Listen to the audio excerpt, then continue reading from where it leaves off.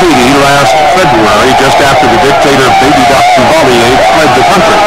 But what these familiar scenes did not reveal was the extent to which the passions and anger of the Haitian people were focused not just on the dictator, but also on his wife, Michelle Bennett Duvalier.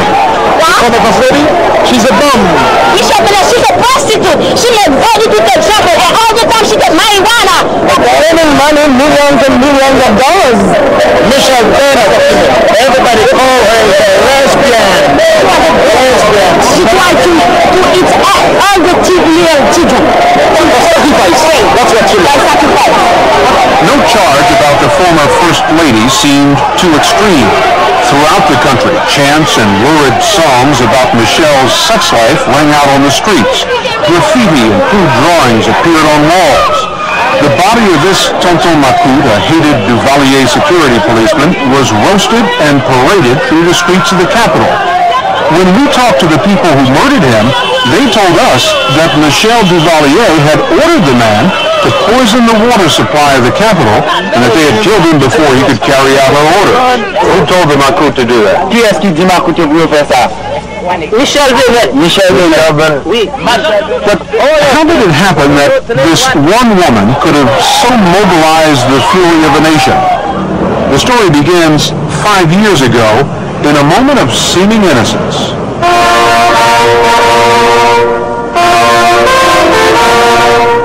June 5th, 1980, and a ceremony so lavish that the Guinness Book of Records lists it as one of the 3 most expensive weddings. Haiti's 28-year-old president for life, Jean-Claude Duvalier, marries Michelle Bennett, a divorcee and mother of 2. If it looked to the world like a grotesque demonstration of extravagance in the poorest country in the hemisphere, to most Haitians watching on television, it was enchanting. A storybook wedding of a king and a queen. They liked her. They liked the queen. They went to the queen. They had a queen. Is that the way she saw herself as a queen? I don't think she saw herself as anything less than that. Bernard Saint-Journet, one of Haiti's leading painters, was a favorite artist and frequent dinner guest of Baby Doc and Michelle. And she suited the role because she was the first person in those 30 years to understand that show business was the name of the business. And her show business was very well done. As First Lady, Michelle immediately enlisted Haiti's TV network to promote herself as a champion of the poor and to solicit contributions for her Michelle Bennett Duvalier Foundation. Every day, the elegant First Lady was featured in scenes like this, launching vaccination campaigns, touring hospitals, giving a heart to the people.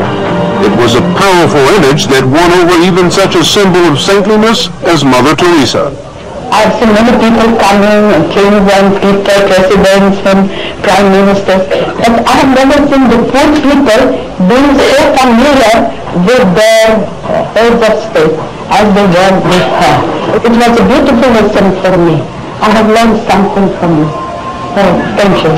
She was capable of showing that she could be the very best, and in reality, she displayed that she was the very worst.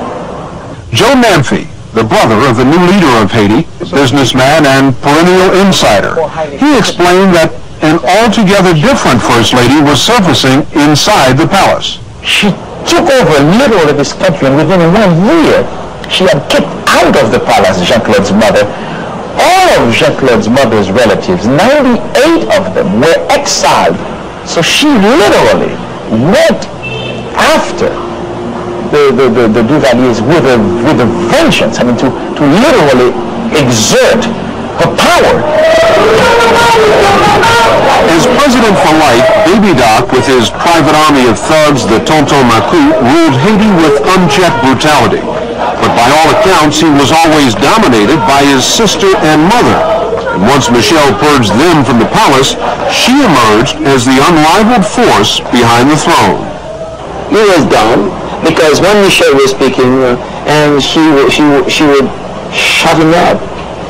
Yes, she would shut him up. In the cabinet meeting? Oh, well, she answered anybody at any time. Nobody could resist her. Aubin Jolicoeur, Haiti's omnipresent journalist and gossip columnist, and recently appointed Secretary of State for Information. Were people afraid of her? I beg your pardon. She frightened everybody.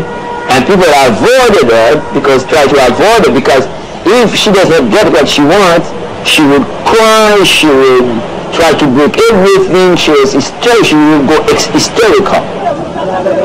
The system of government that Michelle came to influence so deeply was rooted in corruption, and as First Lady, she demanded a piece of the action for herself and her family.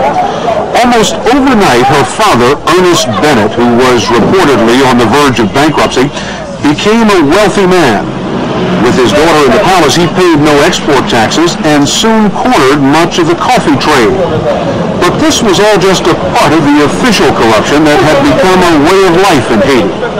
The majority of the country's 7 million citizens earn less than $150 a year.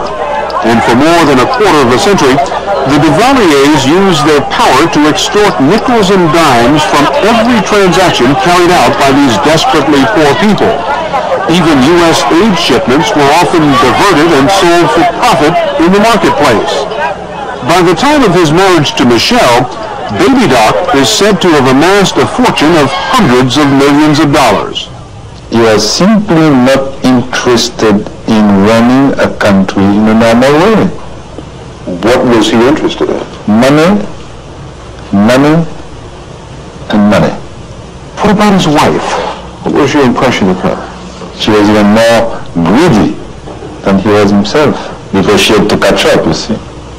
When Marc Bazin became Haiti's finance minister in 1982, he quickly became suspect by questioning the national budget, 30% of which, he says, went directly to Baby Doc and Michelle. So $60 million went for his and her personal use? Absolutely. Every year? Oh, yes. And that was just official open corruption because it was coming out of the budget.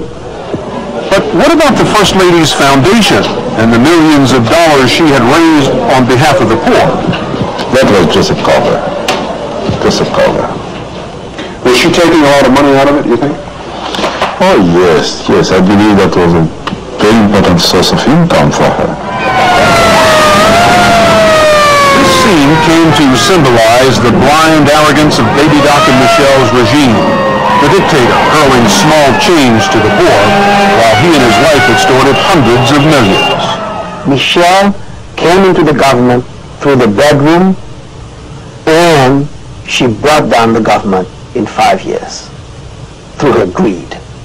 Since the 1960s, when he was condemned to death by Papa Doc, Ray Joseph, the editor of the Brooklyn-based newspaper The Haiti Observateur, has chronicled the Haitian Revolution.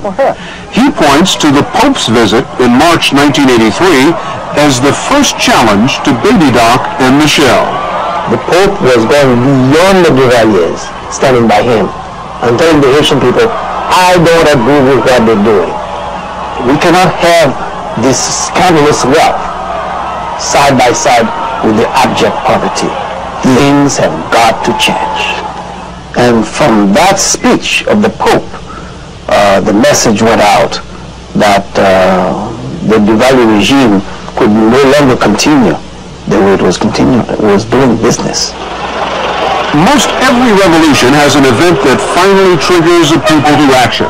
Unlikely as it may seem, the incident in Haiti was a television broadcast, shown in squares like this across the country on TVs which the First Lady had installed to show her good works. And what the people of Haiti saw in May of 1984 was this lavish benefit ball which Michelle had organized on behalf of the poor. Tell me about that $500 plate dinner. What was it like? Let's say Nero came back and gave a party in 1985 in Haiti. It was Nero. It was it was incredible. It was incredible. The champagne that was being offered. That night they didn't give champagne, they gave crude, very expensive. Most goddamn expensive champagne in the world. Haiti had never seen anything like it. Ministers' wives